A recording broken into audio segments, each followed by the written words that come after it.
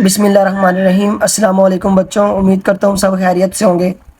Lecture का आगाज़ हदीस नबवी से करते हैं। अल्लाह ताला के नबी फरमाते हैं कि जो शख्स किसी परेशान हाल की मदद करेगा तो अल्लाह ताला उसके लिए 73 मग़फ़िरत लिखेंगे, जिसमें से एक मग़फ़िरत उसके तमाम कामों की इस्लाह के लिए काफ़ी है और बाकी 72 मग़फ़िरत क़यामत के दिन उसके लिए दर्जात होंगे। बच्चों, आज हम डिस्कस करेंगे चैप्टर नंबर 4 के अगले टॉपिक को, that is resolution of forces, कि हम फोर्सेस को कैसे रिजॉल्व कर सकते हैं। तो बच्चों, किसी भी फोर्स की रेजोल्यूशन का मतलब ये होता है कि उस फोर्स को दो म्यूचुअली परपेंडिकुलर कंपोनेंट्स के अंदर ब्रेक कर देना, तोड़ देना, उसको स्प्लिट कर देना, हमारे पास उस फोर्स की रेजोल्यूशन कहलाता है।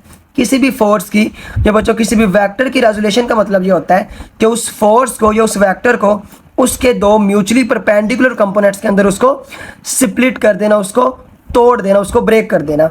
ये हमारे पास उस फोर्स की रेजोल्यूशन कहलाता है। इस फोर्स या वेक्टर को एज अ डिस्प्लेसमेंट लेकर चलते हैं और इस कंसेप्ट को हम क्लियर करते हैं। फर्स्ट करें बच्चों, हमारे पास यहाँ पे एक ऑब्जेक्ट पड़ा था और मैंने इस पर एक फोर्स लगाई है और वो ऑब्जेक्ट मेरे पास पॉइंट ओ से पॉइंट पी तक चला गया है। अब उस फोर्स की वजह से जो उस ऑब्जेक्ट ने डिस्प्लेसमेंट कवर किया वो मेरे पास 5 मीटर का है।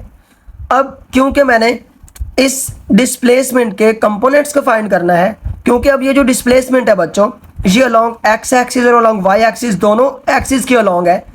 तो जब मैं इसके कंपोनेंट्स को फाइंड करूंगा तो मैं क्या करूंगा, तो मैं देखूंगा कि इस बॉडी ने अलोंग एक्स एक्सिस कितना डिस्प्लेसमेंट किया और इसने अलोंग वाई एक्सिस कितना डिस्प्लेसमेंट किया, और ये इसके दोनों कंपोनेंट्स होंगे। तो यहाँ पे आप देख सकते हैं कि जो इस ऑब्जेक्ट ने, जो इस बॉडी ने अलोंग एक्स एक्सिस डिस्प्लेसमेंट किया वो मेरे पास 4 मीटर आ रहा है, और जो इसने अलोंग वाई एक्सिस डिस्प्लेसमेंट किया वो मेरे पास 3 मीटर आ रहा है। अगर हम हेड टू टेल रूल की बात करें तो बच्चों ये मेरे पास रिजल्टेंट डिस्प्लेसमेंट बनता है। अब इस रिजल्टेंट डिस्प्लेसमेंट के मेरे पास जो कंपोनेंट्स हैं वो मेरे पास एक 4 मीटर आ रहा है और दूसरा 3 मीटर आ रहा है, और ये आप देख सकते हैं कि मेरे पास दोनों म्यूचुअली परपेंडिकुलर है और इनके दरमियान जो बच्चों एंगल बन रहा है मेरे पास 90 डिग्री का बन रहा है।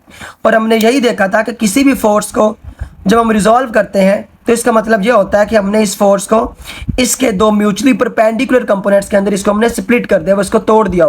अब यहाँ पे एक और डेफिनेशन आती है बच्चों हमारे पास, जो हमारे पास परपेंडिकुलर कंपोनेंट्स की आती है कि हमारे पास परपेंडिकुलर कंपोनेंट्स क्या होते हैं। तो बच्चों, a force is formed by two mutually perpendicular components, such components are called its perpendicular components. तो यहाँ से आप देख सकते हैं, अगर हम हेड टू टेल रूल की बात करें बच्चों, तो एक ये कंपोनेंट और ये कंपोनेंट, अगर इन दोनों कंपोनेंट्स का मैं रिजल्टेंट फाइंड करूं तो मुझे ये रिजल्टेंट मिलता है। ये फोर्स बन रही है मेरी इस दो कंपोनेंट्स की वजह से, और ये दोनों क्या है मेरे पास म्यूचुअली परपेंडिकुलर हैं। तो इन कंपोनेंट्स को, जो मेरे पास म्यूचुअली परपेंडिकुलर कंपोनेंट्स हैं, इन कंपोनेंट्स में बोलूँगा ये मेरे पास परपेंडिकुलर कंपोनेंट्स हैं। अब इस चीज़ को आगे हम डिटेल में डिस्कस करते हैं बच्चों। अब इसकी एक्सप्लेनेशन की बात करते हैं, क्योंकि हम बात कर रहे थे कि हमने किसी फोर्स को रिजॉल्व करना है उसके दो म्यूचुअली परपेंडिकुलर कंपोनेंट्स के अंदर। तो फर्ज करें मेरे पास एक फोर्स F है जो कि अलोंग एक्स और वाई एक्सिस के अलोंग जा रही है, और मैंने इसको लाइन OA से शो किया हुआ है। अब ये फोर्स मेरे पास एक्स एक्सिस के अलोंग एक एंगल थीटा बना रही है। अब क्योंकि मैंने इसके दो म्यूचुअली परपेंडिकुलर कंपोनेंट्स की बात करनी है, तो मैं पॉइंट A से एक्स एक्सिस पे एक परपेंडिकुलर ड्रॉ करूंगा। अब according to head to tail rule बच्चों आप देख सकते हैं कि मेरे पास ये फर्स्ट वेक्टर है और इस फर्स्ट वेक्टर के हेड को मैंने सेकंड वेक्टर की टेल के साथ मिला दिया। तो जब हम रिजल्टेंट वेक्टर फाइंड करते हैं तो हम क्या करते हैं, फर्स्ट वेक्टर की टेल को लास्ट वेक्टर के हेड के साथ मिला दिया जाता है। तो यहाँ से आप देख सकते हैं ये फर्स्ट वेक्टर है, ये सेकंड वेक्टर है, और जब मैंने इन दोनों वेक्टर्स के रिजल्टेंट को फाइंड किया तो मुझे ये एक F रिजल्टेंट वेक्टर मिला जिसको मैंने लाइन OA से शो किया हुआ है। अगर इसको मैं यहाँ पे बच्चों ड्रा करके आपको बताऊं तो यहाँ पे आप देख सकते हैं कि मेरे पास ये वेक्टर है, ठीक है। अब इस वेक्टर को, अब ये मेरे पास फर्स्ट वेक्टर है, अब सेकंड वेक्टर की टेल को मैं फर्स्ट वेक्टर के साथ के हेड के साथ मिला दिया, ठीक है। अब जब मैंने इन दोनों वेक्टर्स के रिजल्टेंट को फाइंड करूंगा तो मैं क्या करूंगा, फर्स्ट वेक्टर की टेल को सेकंड वेक्टर के या लास्ट वेक्टर के हेड के साथ मिला दूंगा। तो देन मेरे पास जो ये वेक्टर बनेगा ये क्या बनेगा, रिजल्टेंट वेक्टर बनेगा। तो यहाँ पे भी अगर फर्ज करो इसका ये पॉइंट O है, ये मेरे पास b है और ये मेरे पास a है, तो यहाँ से आप देख सकते हैं कि मेरे पास जो ओ ए वैक्टर है ये मेरे पास रिजल्टेंट वैक्टर है किन दो वैक्टर्स का, वैक्टर ओ बी का और वैक्टर बी ए का। मेरे पास जो रिजल्टेंट वैक्टर है वो मेरे पास कौन सा है, वैक्टर ओ ए है। और यहाँ पे भी आप देख सकते हैं जिसको मैंने लाइन ओ ए से शो किया है, ये मेरे पास रिजल्टेंट वैक्टर है वैक्टर ओ बी का और वैक्टर बी ए का। सिमिलर हमने पढ़ा हुआ है कि हमारे पास जो रिजल्टेंट वैक्टर होता है वो बाकी दोनों वैक्टर्स के सम के इक्वल होता है। अब यहाँ पे आप देख सकते हैं according to head to tail rule हमारे पास जो रिजल्टेंट वैक्टर होता है वो इक्वल होता है बाकी जितने भी वैक्टर्स हैं उनके सम के इक्वल होता है। अब यहाँ से मुझे बच्चों इस रिजल्टेंट वैक्टर के दो कंपोनेंट्स मिल गए, एक मेरे पास एफ एक्स है और दूसरा मेरे पास एफ वाई है। जो मेरे पास एक्स एक्सिस के लॉन्ग है उसको मैंने एफ एक्स कह दिया, जो मेरे पास एफ वाई के लॉन्ग है उसको मैंने एफ वाई कह दिया। अब यहाँ पे इस इक्वेशन के अंदर मैं इनकी वैल्यू पुट कर देता हूँ। जो मेरे पास ओ ए है ये मेरे पास इस फोर्स को शो कर रही है, तो मैंने इसे यहाँ पे फोर्स एफ लिख दिया।